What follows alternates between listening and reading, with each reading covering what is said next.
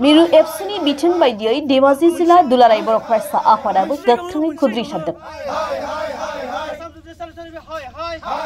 गुवाहाटी गोजौ बिजिरसालिजों फोसावजानाय आसाम जुडिसियेल सार्भिसनि थामथि थाखोनि साख्रिनि फोसावथायखौ लानानै रायजोनि गुबुन गुबुन जिल्लाफोराव सोमावसारनाय बायदिनो धेमाजि जिल्ला एबसुनि बानजायनायावबो गोख्रों खुद्रि सारनाय हाबाफारि लादों।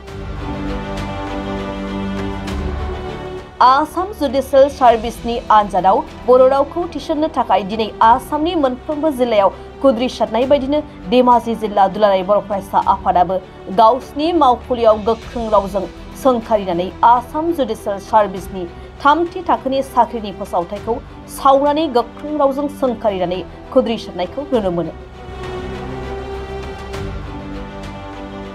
दुलाराय बर' फरायसा आफादनि दैदेननायाव मोनसे हाबाफारि लानाय जादों। बेनो जाहैबाय आसाम जुडिसियेल सार्भिस एबा आसाम जुडिसियेलनि साख्रियाव थार्ड ग्रेडनि साख्रियाव बर' रावखौ लानानै दुलाराय बर' फरायसा आफादा मोनसे डिमान्ड होबोबाय थादोंमोन जे बर' रावखौ 50 नाम्बारनि थाखाय बर' रावनि आनजादाव लिरनो थाखाय सुबिदा होनांगौ बेखौ होदोंमोन। बेयाव जाहैबाय 1 नाम्बाराव Assam judicial service grade 3 paper 5 mains आनजादाव 50 नाम्बार होनांगौ होननानै आसाम सरकार आरो गुवाहाटी हाइकर्टआव जोङो डिमान्ड होदोंमोन।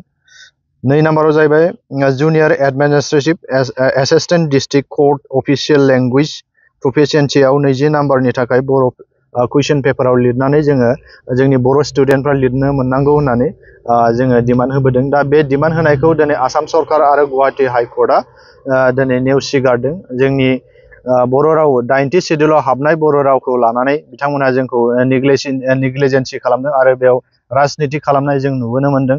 दा बेवहाय बिथांमोनहा आसामिस रावखौल' बांसिन बिथा खालामनानै आसामिस राव आरो इंराजिजों लिरनानै इन्टारभिउ होनानै पास खालामनो एडभार्टाइज होनाय जों बेयाव नुनो मोनदों। दा नोंथांमोननि निउस चेनेलनि गेजेरजों जों बेखौनो दिनै दुखु फोरमायदों आसाम सरकारनिसिम जे जोङो एथबां जोङो बिथांमोनखौ जों खावलायसो एथबां डिमान्ड होसेयावबो दिनै जोंनि बर' रावखौ बिथांमोना नेग्लिजेन्सि खालामनाय आरो बर' रावखौ बिथांमोना फोजोबस्रांनो नागिरनायाव जों दुलाराय बर' फरायसा आफाद हिसाबै एबा बर' हारि हिसाबै जोङो दुखु फोरमायदों।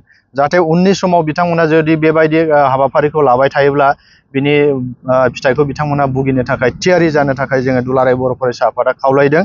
जिहेथु जोंनि बर' रावखौ आरो बर' हारिखौ लानानै बिथांमोना जि राजनिति खालामनाय बेखौ बिथांमोना दोननांगौ आरो जिहेतु बर' रावा 90 सिडिउलाव हाबबाय दा 90 सिडिउलाव हाबनाय रावखौ बिथांमोनहा जे नेग्लिजेन्सि खालामनाय बे रोखा ओंखारदों। दा बेनिखायनो 90 सिडिउलाव हाबनाय बर' रावखौ बिथांमोना मान होनानै जेरावबो साख्रिनि माबायाव इन्टारभिउफ्राव बिथांमोनहा बर'नि रावजों इन्टारभिउ लिरनो मोननाय आरो इन्टारभिउ होनो मोननाय बे सुबिदाखौ खालामनानै होनांगौ।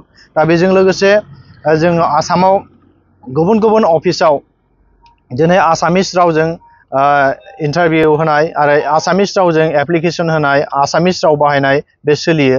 दा बेबायदिनो जोङो डिमान्ड होदों जोंनि बर' रावाबो जोंनि अफिसियेल लेंगुवेज हिसाबै जोङो जेरावबो जि जायगायाव बर'फोर थायो बे ओनसोलाव जोंनि बर' रावा सोलिनांगौ आरो लिरनो मोननांगौ आरो एप्लिकेसन सोलिनांगौ बर'खौ बाहायनांगौ होननानै जों डिमान्ड होबोबाय थादों। दा बिथांमोना बेखौबो जे गनायथि होनो नागिराखै। दा बेनि थाखाय बेखौ जुदि थाबैनो गोख्रोङैनो जुदि बिथांमोना मावफुंनानै होआब्ला आरो बेनिफ्राय बांसिन जोङो राजा लामायाव ओंखारनानै जोङो आन्दालन लानो बाध्य जागोन। दा बेनिखायनो आसाम सरकारनिसिम जों खावलायदों आरो गुवाहाटी हाइकर्टनिसिम जों खावलायहरदों जाहाथे बे एडभार्टाइजफोरखौ नटिसफोराव जे बर' रावखौ गोख्रैनो बाहायनांगौ बेखौ बिथांमोननिसिम खावलायहरनाय थाबाय।